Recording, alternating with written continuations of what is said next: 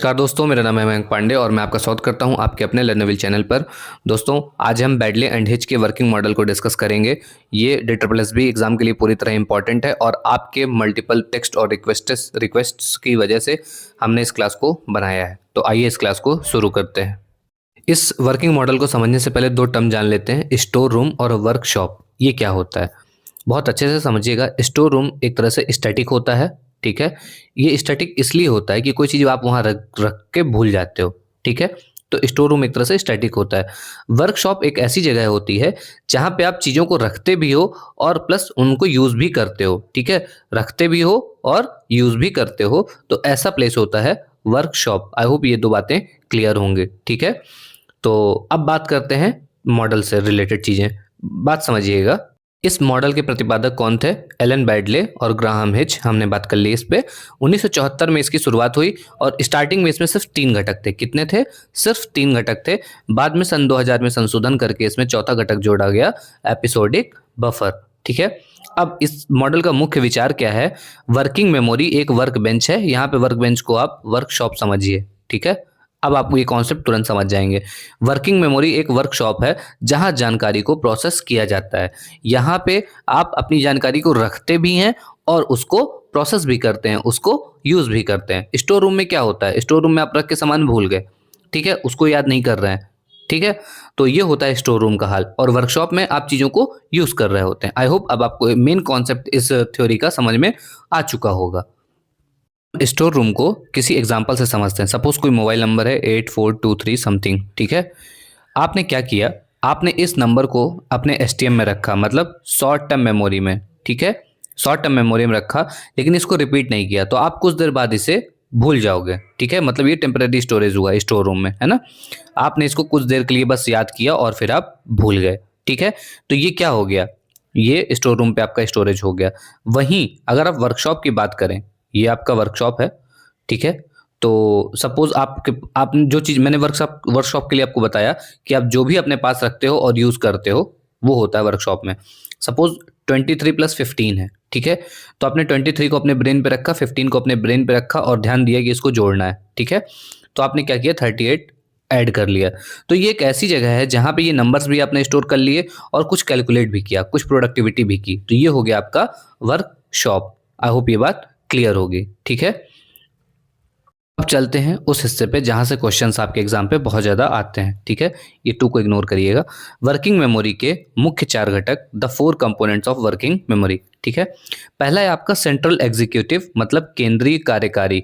अब ये केंद्रीय कार्यकारी क्या होता है, ठीक है, इसको समझते हैं। इसका काम है ध्यान का नियंत्रण करना। ध्यान का नियंत्रण कैसे करना है, ठीक है, इस बात को समझिएगा। ये तय करता है, ठीक है, जो आपका सेंट्रल एग्जीक्यूटिव है ये तय करता है कि जो बाकी के कंपोनेंट्स हैं, बाकी के जो 3 कंपोनेंट्स हैं उनको कैसे काम पे लगाना है। ये तय करना केंद्रीय कार्यकारी का काम है, सेंट्रल एग्जीक्यूटिव का काम है, ठीक है। सपोज क्लास में एक टीचर हैं और वो बोल रहे हैं, ठीक है। क्लास में जो टीचर हैं वो बोल रहे हैं। अब उनके बोलते वक्त बाहर से बहुत ज़्यादा शोर आ रहा है, ठीक है। तो आपको उस शोर को इग्नोर करके टीचर की तरफ ध्यान देना है। ये आपको कौन बता रहा है? ये आपको सेंट्रल एग्जीक्यूटिव ये काम बता रहा है, ठीक है। तो या फिर इसके अलावा हम बात करें, सपोज आप मैथ सॉल्व करते हो, तो मैथ सॉल्व करते टाइम कौन सा फॉर्मूला लगाना है ये आपको कौन बताएगा? ये आपको सेंट्रल एग्जीक्यूटिव बताता है। इसका पूरी तरह काम है आपके ध्यान का नियंत्रण करना, ठीक है। इसके बाद अगर हम बात करें, इसका पुराना नाम क्या था? इसका पुराना नाम आज तक आया नहीं है पर आ सकता है, पूरे पूरे चांस है। इसका पुराना नाम था होम्यूनक्यूलस, शायद इसको यही प्रोनाउंस करते हैं, होम्यूनक्यूलस। इसका मतलब होता है एक छोटा आदमी जो ब्रेन के अंदर बैठा है और वो सारी चीज़ों को कंट्रोल कर रहा है, ठीक है। पर इसको हिच ने बताया और बैडले ने बताया कि ये कोई होम्यूनक्यूलस नहीं है, ये सेंट्रल एग्जीक्यूटिव है। तो पूछ सकता है एग्जाम में कि होम्यूनक्यूलस किसका पुराना नाम है, ठीक है। तो उस पॉइंट ऑफ व्यू से मैंने आपको बता दिया। ये रिलेटेड किससे है? ये आपके ब्रेन के प्रीफ्रंटल कॉर्टेक्स से रिलेटेड है। सर का जो आगे वाला हिस्सा है उससे संबंधित है। ये एग्जाम पे आया हुआ प्रश्न है, ठीक है। इसका मुख्य काम मैंने अभी आपको बता ही दिया एग्जाम्पल के तौर पे। बाकी इनहिबिशन, स्विचिंग, अपडेटिंग ये सब इसके काम है। नेक्स्ट ये देखिए, ये सेंट्रल एग्जीक्यूटिव है। ये डायरेक्शन दे रहा है। फोनोलॉजिकल लूप जो इसका सेकंड कंपोनेंट है और जो थर्ड कंपोनेंट है, इनको ये डायरेक्शन बता रहा है, काम करने के लिए इंस्ट्रक्शंस दे रहा है, ठीक है। तो ये इसका काम है। ये बॉस की तरह बिहेव करता है। एग्जाम में आता है बॉस या मैनेजर कौन है इनमें से, तो सेंट्रल एग्जीक्यूटिव बॉस या मैनेजर कहलाता है। बात करते हैं phonological loop, second component the inner ear भी इसको बोलते हैं। ये भाषा और ध्वनि, ऑडिटरी इन्फो से संबंधित है। ठीक है, ये भाषा और ध्वनि इन दोनों से संबंधित है। और इसके दो सब पार्ट्स हैं, एक फोनोलॉजिकल स्टोर और एक आर्टिकुलेटरी प्रोसेस। ये फोनोलॉजिकल स्टोर में क्या होता है, इसे ही इनर ईयर कहते हैं। ये आवाज को 1.5 से 2 सेकंड तक रोक सकता है। फैक्चुअल क्वेश्चन है, एग्जाम में आता है। ठीक है, कितने सेकंड तक रोक सकते हैं? 1.5 से 2 सेकंड तक। ठीक है, वहां 1.5 हो तो 1.5, 2 हो तो 2, कोई एक ही ऑप्शन में होगा। आर्टिकुलेटरी प्रोसेस, इसे इनर वॉइस कहते हैं। ये जानकारी को मन ही मन दोहराने में मदद करता है। ठीक है, मन ही मन चीज़ों को, जैसे सपोज आपने कोई मोबाइल नंबर पढ़ लिया तो अब उसको बार बार रिपीट कर रहे हो याद रखने के लिए। ठीक है, आई बात समझ में? जैसे हम बचपन हम पढ़ते थे CAT, cat cat cat cat, है ना, ऐसे बोलते रहते थे बार बार, चीज़ों को बोल बोल के याद करते थे। तो वो ये इसी का पार्ट है, फोनोलॉजिकल लूप का। ठीक है, इसके बाद बात करें, पहले इसी की बात कर लेते हैं। फोनोलॉजिकल लूप में क्या होता है, ध्यान से समझिए। फोनोलॉजिकल स्टोर है, आप किसी चीज़ को बार बार याद कर रहे हो, 2 सेकंड तक आपके पास है वो स्टोर्ड है। ठीक है, अब आप उसकी प्रैक्टिस कर रहे हो। ठीक है, इनर वॉइस या रिहर्सल कर रहे हो, तो बोलते बोलते आप मुंह से बोलते हो, फिर वो कानों पे जाता है, तो फिर आपको वो चीज़ याद रहती है। ठीक है, तो बोल बोल के आप उसको याद कर रहे हो, यही होता है आपका फोनोलॉजिकल लूप। नेक्स्ट, ये दृश्य स्थानिक sketch pad, visual spatial sketch pad, इसको द इनर आई भी बोलते हैं। इनर आई क्यों बोलते हैं, मैं आपसे क्वेश्चन पूछूंगा, आपको ये उसी क्वेश्चन से क्लियर हो जाएगा। सपोज मैं आपसे पूछूं, आपके घर में नंबर ऑफ विंडो कितने हैं, बताइए। नंबर ऑफ विंडो कितने हैं, आंख बंद करके सोचिए, नंबर ऑफ विंडो कितने हैं। तो जब आप ये सोच रहे हैं ना, आप इसको सोच के देखिए, आप अपने पूरे घर को इमेजिन कर रहे हैं। ठीक है, तो घर की एक इमेज बन रही है आपके मन में, द इनर आई। ठीक है, यही है आपकी द इनर आई। जो विजुअल्स आपके ब्रेन में बन रहे हैं ना, ये इसी का हिस्सा है। यही है आपका विजुअल स्पेशियल स्केच पैड। ठीक है, विजुअल स्पेशियल स्केच पैड। ठीक है, आई होप अभी इस क्वेश्चन से ये बात क्लियर हो गई होगी। अब इसकी आपको थ्योरी समझनी है छोटी सी। यह क्या है और कहाँ है की जानकारी रखता है। इसे लॉगी ने दिया था, लॉगी, लॉजी, वॉट एवर, ने इसे 2 भागों में बांटा। सॉरी, इसे 2 भागों में लॉजी ने बांटा। विजुअल कैसे, ठीक है, वस्तुओं के रंग और आकार की जानकारी आपको विजुअल कैसे मिलेगी, और इनर डिस्क्राइब, वस्तुओं की स्थिति, दूरी और गति की जानकारी। ठीक है, इसको भी स्क्रीनशॉट ले लीजिएगा या नोट डाउन कर लीजिएगा। आपने देखा होगा, आप मैप देखकर रास्ता याद करते हैं। ठीक है, मैप आप देखते जाते हैं ना, तो आपको रास्ता याद हो जाता है। दूसरा, जब चेस बोर्ड में आपको कोई चाल चलनी होती है, ठीक है, जो भी चेस खेला होगा या लूडो वगैरह हम खेलते हैं, तो कोई पासा आता है, तो हम डिसाइड करते हैं हमें कौन सा चलना चाहिए। ठीक है, तो वो एक इमेजिनेशन होती है ना, किसी को फंसाना है गेम में, तो एक वो भी इसी का हिस्सा है। ठीक है, आपने रूम का लेआउट इमेजिन करना, या विंडो वाला जो मैंने क्वेश्चन किया था, तो वो सारी चीज़ें विजुअल स्पेशियल स्केच पैड का ही पार्ट है। ठीक है, ये एग्जाम में क्वेश्चन आता है कि VSSP मतलब विजुअल स्पेशियल स्केच पैड, इसको मैं VSSP बोल रहा हूँ, तो इसका अगर टेस्ट करना है तो आप कैसे करेंगे। तो एक ब्रूक्स मैट्रिक्स टास्क होता है। क्या होता है? ब्रूक्स मैट्रिक्स टास्क होता है। इसमें छात्र को हम बोलते हैं कि अपने मन में वो किसी ग्रिड की कल्पना करे और उसमें नंबर्स को फिल करे। ठीक है, तो इससे इसका टेस्ट लिया जाता है, ब्रूक्स मैट्रिक्स टास्क का। तो इसको भी याद रखिएगा। मैं थोड़ा सा बियॉन्ड गया हूँ, कुछ NIOS मैंने लिया है, कुछ मैंने बीएड के बुक्स का भी कंटेंट इसमें डाल दिया है, ताकि मेरी पूरी कोशिश है कि कुछ भी छूटे ना आपसे।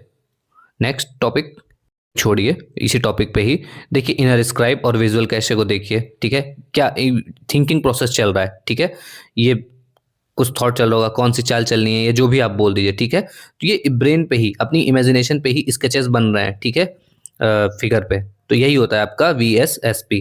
ठीक है, नेक्स्ट, एपिसोडिक बफर, जैसा कि अभी ये एक द ब्रिज इसको बोलते हैं, ये ब्रिज का काम करता है। ये भी पॉइंट याद रखिएगा, सीधे सीधे आता है एग्जाम में। तो इसे वर्ष 2000 में जोड़ा गया। पहला पॉइंट तो ये हो गया, आपको पता है, ऊपर अभी हमने डिस्कस किया था। बाकी अगर हम इसमें बात करें तो इसको बहुत आसानी से समझते हैं। आप कोई मूवी देख रहे हो, ठीक है, आपने कोई मूवी देखी, तो उसमें आया डायलॉग। ठीक है, डायलॉग के बाद उसमें कोई आया सीन।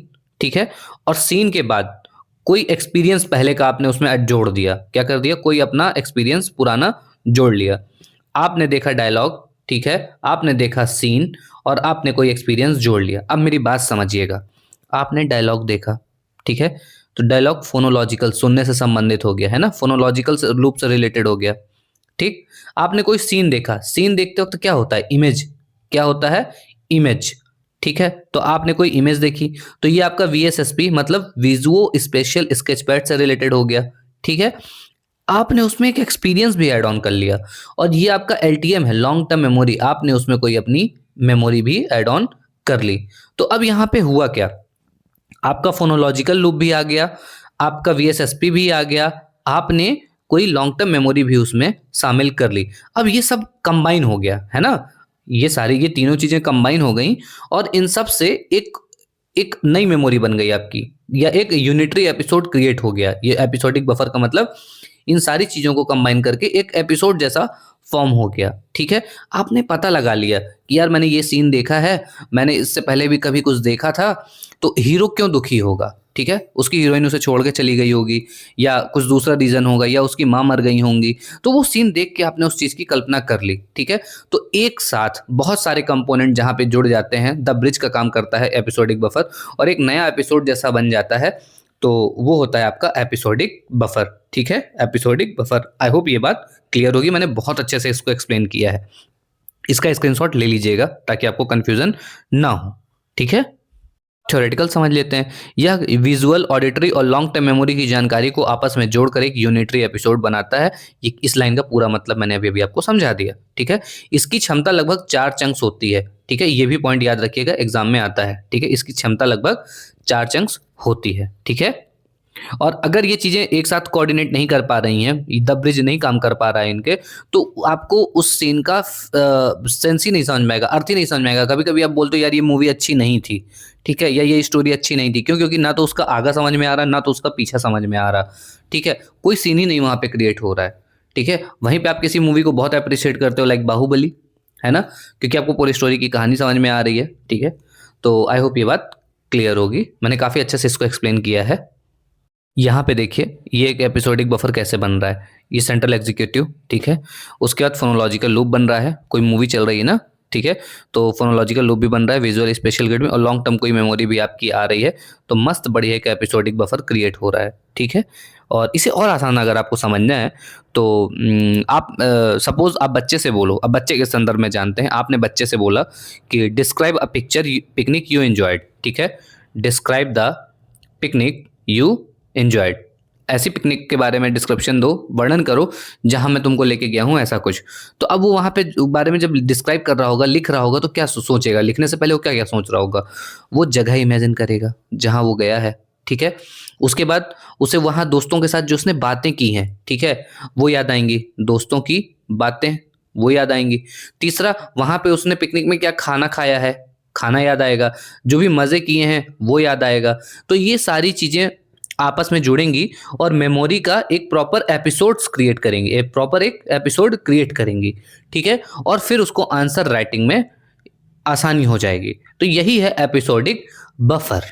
ठीक है, नेक्स्ट अगर हम इसमें बात करें, एक टॉपिक आता है एग्जाम में आता है, मैं एग्जाम से रिलेटेड टर्म्स डिस्कस करूंगा, ड्यूअल टास्क पैराडिम। ठीक है, ड्यूअल टास्क पैराडिम, पैराडिम किसी धारणा की तरह होता है, पूर्व धारणा टाइप। ठीक है, तो ड्यूअल टास्क पैराडिम क्या होता है, ठीक है, मैं इसको हटा रहा हूँ ड्यूअल टास्क पैराडिम हेडिंग को, और मैं आपको बता रहा हूँ कि ये क्या होता है सीधे सीधे। जब आप एक काम, सपोज एक काम है, उसमें आ रही है आवाज, ठीक है, एक काम में आ रही है आवाज, और वहीं पे दूसरा काम है, ठीक है, उसमें आ रही है, उसमें आप देख सकते हो, तो इस काम को आप बहुत अच्छे से करोगे। ठीक है, तो आप बहुत अच्छे से काम को करोगे। एक काम में आवाज है और एक काम आप देख सकते हो, तो इस काम को आप बहुत अच्छे से करोगे। ठीक है, वहीं पे अगर मैं आपसे कहूं कि दो आवाजें एक साथ आ रही हैं और आपको काम करना है, तो आप नहीं कर पाओगे, फोनोलॉजिकल लूप में प्रॉब्लम आने लगेगी। ठीक है, फोनोलॉजिकल लूप में प्रॉब्लम आएगी। ठीक है, क्योंकि दो आवाजें हैं, आप तो एक ही फोनोलॉजिकल लूप दोनों ही हो गए ना, वहां पे क्या था, वीएसएसपी भी था और फोनोलॉजिकल लूप भी था, तो मैनेजर उसको मैनेज कर पा रहा था। यहाँ पे दो आवाजें हैं तो आप काम नहीं कर पाओगे अच्छे से। ठीक है, तो यही है डुअल टास्क पैराडिम।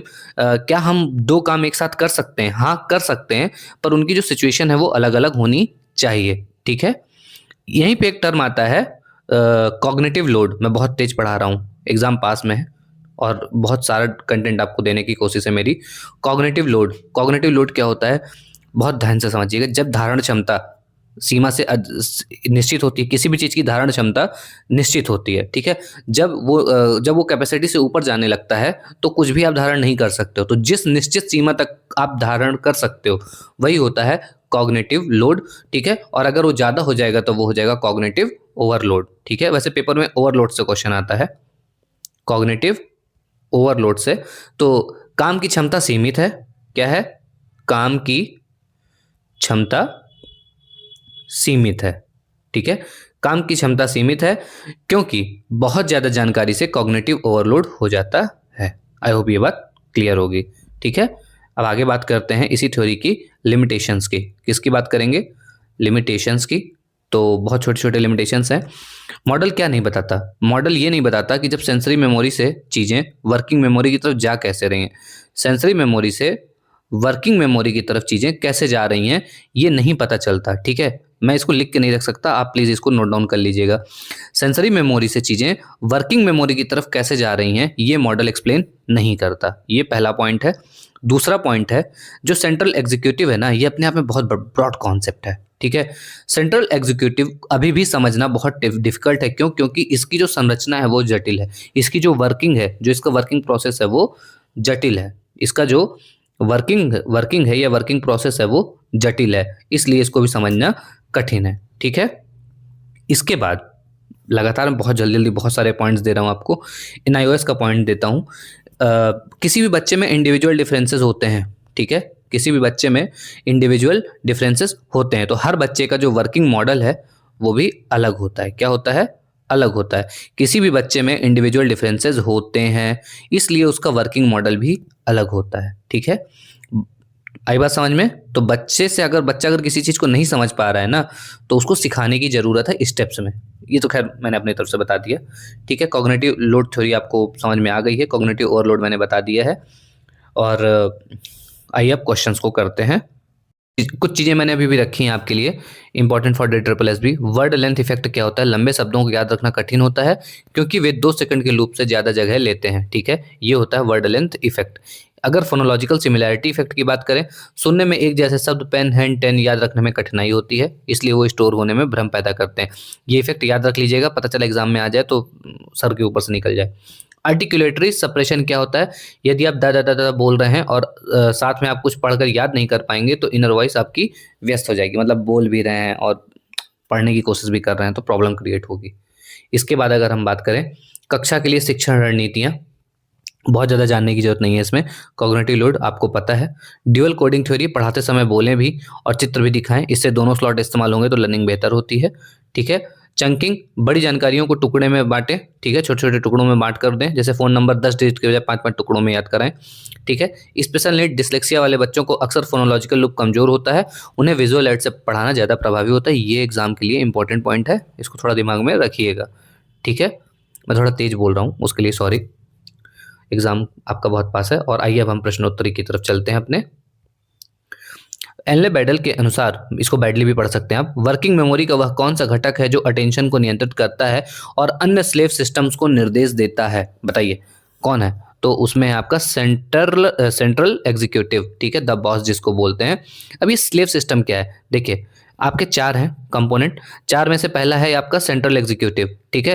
तो ये सेंट्रल एग्जीक्यूटिव हो गया बॉस और बाकी हो गए इसके गुलाम, ठीक है। तो बाकी के जो 3 है वो इसके गुलाम है, इसलिए यहाँ पे लिखा है स्लेव सिस्टम्स को निर्देश देता है। आई होप ये बात क्लियर होगी। बैडले ने अपने वर्किंग मेमोरी मॉडल में एपिसोडिक बफर को किस वर्ष से शामिल किया, बहुत इंपॉर्टेंट क्वेश्चन है, पहले भी आया है, DSSB स्पेशल एग्जाम्स में भी आया है। तो इन्होंने कब किया था इसको, सन 2000 में किया था, C correct answer. Next, working memory के फोनोलॉजिकल लूप के उस हिस्से को क्या कहते हैं जिसे इनर वॉइस के रूप में जाना जाता है, अभी अभी हमने इसकी बात की थी। ये होता है आपका आर्टिकुलेटरी रिहर्सल प्रोसेस, ठीक है। जानकारी को मन ही मन दोहराना ताकि आपको कुछ भूले ना, ठीक है। जानकारी को मन ही मन दोहराना ताकि आप भूलो ना, जानकारी को दोहराना मन ही मन, ठीक है, मन में, ठीक है, जब मन में जानकारी को दोहराना ही आर्टिकुलेटरी रिहर्सल प्रोसेस है। नेक्स्ट, वर्ड लेंथ इफेक्ट, अभी अभी मैंने आपको बताया था। वर्ड लेंथ इफेक्ट, लंबे शब्दों को जब याद करने में कठिनाई होती है, वर्किंग मेमोरी के किस घटक की सीमित क्षमता को दर्शाता है, तो ये फोनोलॉजिकल लूप की सीमित क्षमता को दर्शाता है, ठीक है। नेक्स्ट, लॉगी के अनुसार विजुअल स्पेशियल स्केचपैड का कौन सा उपघटक वस्तुओं के रंग और आकार को स्टोर करता है, अभी अभी हमने बात की थी इसके बारे में, तो विजुअल कैसे करता है, ठीक है। नेक्स्ट, फोनोलॉजिकल लूप में कोई भी ध्वनि आधारित जानकारी बिना दोहराए अधिकतम कितने समय तक रह सकती है? एनआईएस ब्लॉक 502 का क्वेश्चन है। तो अधिकतम 2 सेकंड तक रह सकती है। ठीक है, नेक्स्ट। ड्यूअल टास्क पैराडिम, अभी अभी हमने इसको डिस्कस किया था, 2021 में आया है। ड्यूअल टास्क पैराडिम के अनुसार एक छात्र के लिए इनमें से कौन से 2 काम एक साथ करना सबसे कठिन होगा? गाना सुनना, पेंटिंग करना। बहुत ज़्यादा कठिन नहीं है, लोग आराम से करते हैं इसको, बहुत ज़्यादा करते हैं। कविता पढ़ना और मन में गिनती करना, ये तो टफ होगा। गाड़ी चलाना और फ़ोन पर बात करना, अरे ये तो बाएं हाथ का खेल है लोगों के लिए, रूल्स बहुत वायलेट होते हैं। नक्शा देखना और संगीत सुनना, ये भी आराम से हो जाएगा।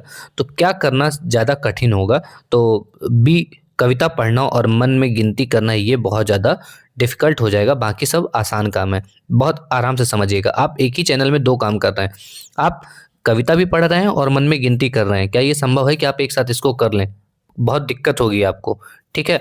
तो एक ही चैनल पर, मैं लिख देता हूँ इस बात को, एक ही चैनल पर 2 काम करना डिफिकल्ट होता है। इससे प्रदर्शन आपका खराब होता है, कॉग्निटिव इंटरफेरेंस होता है। ठीक है, नेक्स्ट। वर्किंग मेमोरी का वह कौन सा घटक है जो दृश्य, ध्वनि और लॉन्ग टर्म मेमोरी की जानकारी को जोड़कर एक यूनिटरी एपिसोड बनाता है? केवीएस और DSSS भी दोनों में आया हुआ प्रश्न है। तो दृश्य, ध्वनि और लॉन्ग टर्म मेमोरी की जानकारी को जोड़ना विजुओ स्पेशियल स्केचपैड VSSP का काम है। ठीक है, आई होप ये बात क्लियर होगी। देखा, गलत हो गया ना? इसका सही आंसर होगा दृश्य, ध्वनि और लॉन्ग टर्म मेमोरी की जानकारी को जोड़कर एक यूनिटरी एपिसोड बन रहा है। सॉरी फॉर दैट, आपने सही ही किया होगा। एपिसोडिक बफर इसका करेक्ट आंसर है, ऑप्शन नंबर सी। नेक्स्ट। मस्तिष्क का कौन सा हिस्सा मुख्य रूप से सेंट्रल एग्जीक्यूटिव, द बॉस या द मैनेजर के कार्यों के लिए उत्तरदायी है? मैंने बताया था मस्तिष्क का सामने वाला हिस्सा। ठीक है, तो प्री फ्रंटल कॉर्टेक्स इसके लिए जिम्मेदार होता है। जो भी जटिल मानसिक निर्णय होते हैं, ठीक है, जो भी जटिल मानसिक निर्णय होते हैं, ठीक है, प्लानिंग होती है, अटेंशन होता है, इन सबको कंट्रोलिंग का जिम्मेदार कौन है? Pre frontal cortex. ठीक है, नेक्स्ट। फ्लूइड इंटेलिजेंस, द्रव बुद्धि का सीधा संबंध वर्किंग मेमोरी के किस पहलू से पाया गया है? ये स्पेशल एजुकेटर के एग्जाम में आया था, तो मैं इसको रखा, मुझे सही लगा, मैंने रख दिया इसको। रिसर्च ऐसा बताती है कि जिस व्यक्ति का वर्किंग मेमोरी में जानकारी रोकने, ठीक है, जिस व्यक्ति की वर्किंग मेमोरी में जानकारी रोकने और प्रोसेस करने की क्षमता जितनी ज़्यादा अधिक होती है, उतनी ज़्यादा वो समस्याओं का समाधान अच्छे से कर पाता है। ठीक है, तो इस समस्याओं को हल करने की बुद्धि, मतलब समस्याओं को हल करने का समाधान उसके अंदर उतना ज़्यादा पाया जाता है। तो ये जो फ्लूइड इंटेलिजेंस है, ये समस्या समाधान से संबंधित है। ठीक है, तो जिस इंसान के अंदर ये गुण होगा कि उसकी वर्किंग मेमोरी में जानकारी रुक जाए और प्रोसेस ज़्यादा से ज़्यादा हो, तो उसकी जो फ्लूइड इंटेलिजेंस है वो भी उतनी ही तेज होगी। ठीक है, तो वर्किंग मेमोरी कैपेसिटी इसका करेक्ट आंसर होगा। दोस्तों, आई होप ये क्लास आपको अच्छी लगी होगी। ये हमारा टेलीग्राम है, यहाँ पे आप हमसे PDF पा सकते हैं और इंस्टाग्राम में आप अपनी क्वेरीज पूछ सकते हैं। ठीक है, आशा करता हूँ कि आपकी तैयारी बहुत अच्छी चल रही होगी। नेक्स्ट क्लास होगी आपकी ज्योग्राफी की, उसको प्लीज़ देखिएगा। वो उसमें 3+ टाइम्स पे जो क्वेश्चंस हैं वो बनाए गए हैं, और ये 220 फैक्ट्स को अप्रॉक्स 60 क्वेश्चंस में कन्वर्ट किया गया है, सॉरी 55 क्वेश्चंस में कन्वर्ट किया गया है। तो प्लीज़ उस क्लास को भी देखिएगा, और बहुत ही इंपॉर्टेंट क्लासेस हैं आपकी। Feel your future will and will have a bright future in this, and God bless you all.